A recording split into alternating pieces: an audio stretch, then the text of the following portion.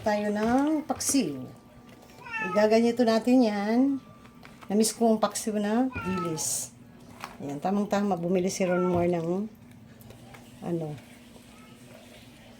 dilis na isda. Ayan, ganyan lang natin yan, guys.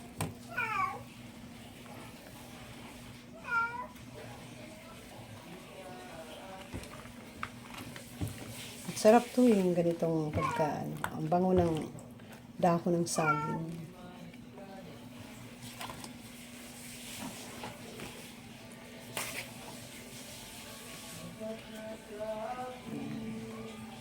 Papaksiwin natin ito. Ito guys, mayroon na akong luto Kasi, ayan Ayan. Mga gulay-gulay yan galing sa garden. Niluto ko na yan. Nilagyan ko lang ng century tuna. Yung tuna. Tsaka gulay-gulay galing garden. Tapos ngayon, ito paksi. Perfect yan sa aming gulay. Yan ang maganda guys pag may garden ka. Kasi, hindi pa dumating asawa mo magdala ulam. Mayroon ka ng ulam na darating. Datnan niya. Minsan naman, nangunguhan ako ng pag maaga siya, yun. Sinasahog ko na lang yung mga gulay-gulay na nakuha ko. Kasi naka-harvest ako ng gabi, mga gulay-gulay, kaokra, sitaw. Yun yung aking ngayon. Kung ano na yung available din sa garden. Meron naman ako doon ang palaya, pero hindi siya ganun bunga ngayon, may 3 bunga doon. Bagong pa lang kasi. Tapos sigarilyas, nakakuha din kami bago kami, yung pagdating namin galing Marinduque. Nakakuha din kami ng sigarilyas. Isahin na lang natin to dito. Sobrang laki naman. Ngayon, mayroon akong isa dong tinirang binhi pero wala pa siyang Ayan.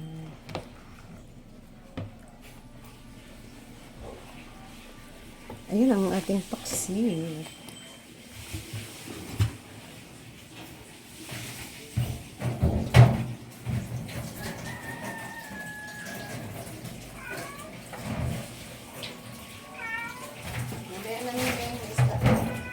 Lagyan natin tubig at suka. Timplahan na natin to guys. Ito lang ating paksiw. Ayan. Malapit na siyang maluto. Maluto na yan. Pero gusto kong maluto pa yung suka. Para mas lalong masarap. Yan ang paksiw na may binalot ng saging. Ayan guys. Sarap yan. Paksiw. Yan. Takpan na natin para paininin natin. Pahinaan din natin ang apoy. Ayan. Ang ating paksiw na masarap. Presko yung guys. Dilis. Kaya pinaksiw ko. Namiss ko na rin kasi magpaksiw ng dilis. Ayoko lang puro mantika muna. Naisip ko kanina torta kasi yan ang gusto ng mga bata. Pero mas gusto ko yung paksiwin. Yan, para masarap. Yan ang ulam natin ngayon, paksiw. Thank you guys. Thank you sa inyong panonood sa aking videos. Kahit simple lang. Ito yung buhay ng isang vlogger na si Marie Chris. Mga simpleng lang, video. Kung ano lang yung sana ko, dito ako sa bahay. Yun lang yung ginagawa ko guys. Thank you so much. Bye-bye. Thank you so much. God bless. Happy New Year.